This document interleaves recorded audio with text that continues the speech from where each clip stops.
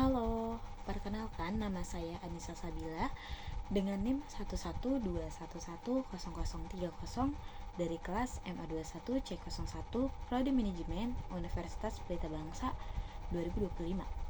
Di sini saya akan memaparkan materi mengenai ruang lingkup perilaku organisasi. Mari kita langsung saja masuk ke materinya.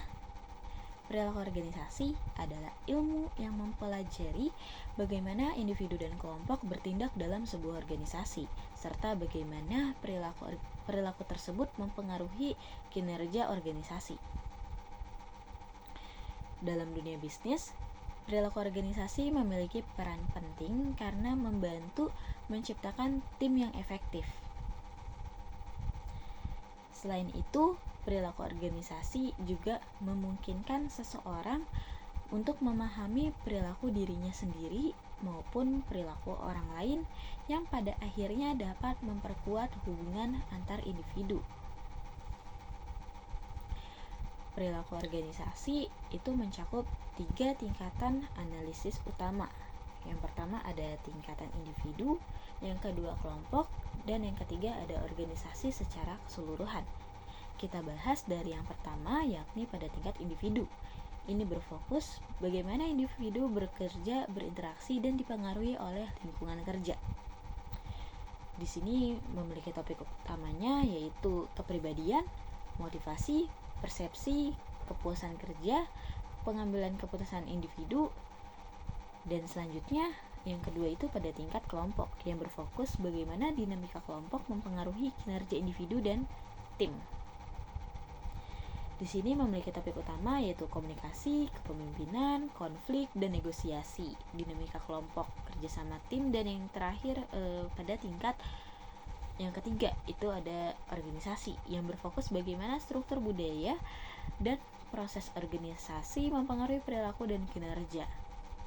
Di sini topik utamanya yaitu desain organisasi, budaya organisasi, perubahan dan inovasi, sistem kerja strategis, hubungan antara organisasi dan lingkungan eksternal. Salah satu contoh penerapan perilaku organisasi dalam dunia kerja ini misalnya terjadi untuk meningkatkan motivasi karyawan melalui insentif. Pada situasi ini, semisal sebuah perusahaan retail ini menghadapi masalah dengan rendahnya semangat kerja karyawan di bagian penjualan atau di bagian marketing, di mana targetnya mungkin kurang capai atau pas-pasan. Nah, dari sini manajemen bisa menerapkan program insentif berbasis pencapaian seperti diadakannya bonus mingguan, bonus bulanan untuk karyawan yang mencapai target penjualan yang telah ditentukan oleh perusahaan tersebut. Selain itu, kita juga dapat memberikan sertifikat Employee of the Month diberikan yang kepada karyawan dengan kinerja terbaik. Maka dengan insentif tersebut dan sertifikat tersebut, karyawan lebih termotivasi lagi untuk mencapai target dan penjualan juga akan meningkat.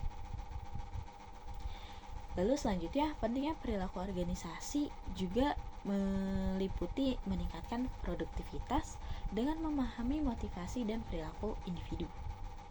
Manajer dapat meningkatkan efisiensi kerja, meningkatkan kepuasan kerja.